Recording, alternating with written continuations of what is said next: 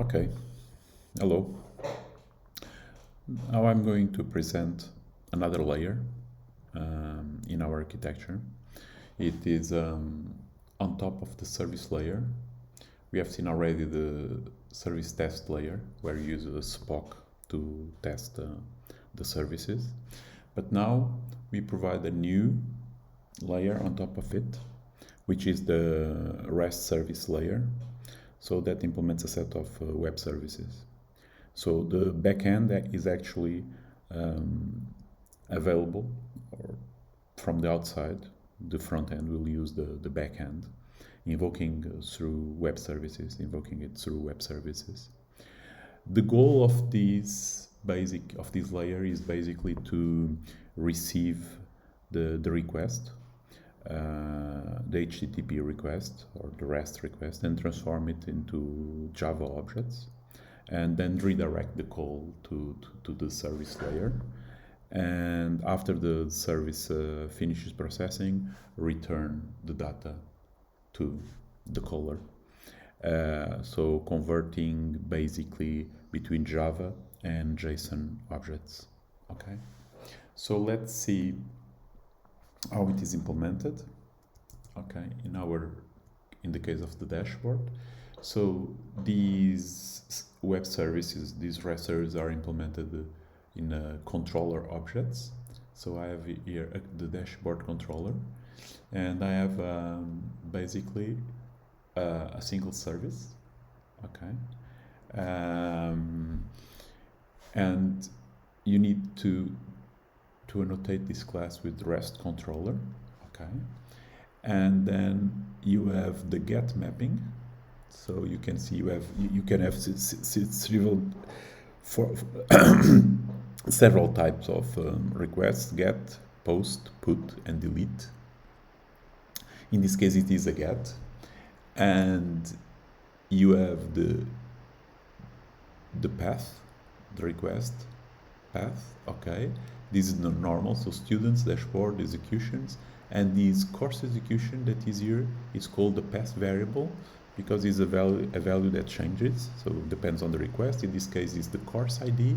So what is requesting is to obtain the dashboard associated with this course ID for a particular student, but we don't know which student it is. We'll see how do we identify the student. But this is a parameter. Then it is convert. So Spring converts it into an int here because it's declared as a path variable. You need to have the same name for the parameter here and for the argument here in the method. Okay.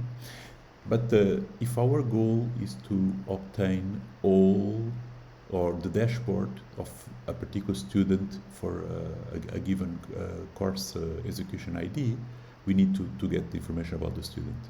And this is received here in the principal because the student has already logged in the system and he has a token. And what happens is that this token is converted, so Spring receives the token and verifies that the token corresponds to so that the token is valid, okay, and returns these, provides to the developer this principal object. And this, using this principal object is possible to obtain the student ID. And now I can evoke the get dashboard given the course execution ID and the student ID. And this is, of course, already a service that is implemented here. Okay. So this service returns a DTO, as you see there. It returns a dashboard DTO, and now this dashboard DTO is returned there, and Spring converts this dashboard DTO into JSON, and the JSON is sent. A JSON object is sent to the caller. You can also return lists there, okay, lists of objects, and then we'll return an array of JSON objects. Okay, that is pretty much an example, of course. Then you can read the documentation and see other types of parameters that you can receive here. You can have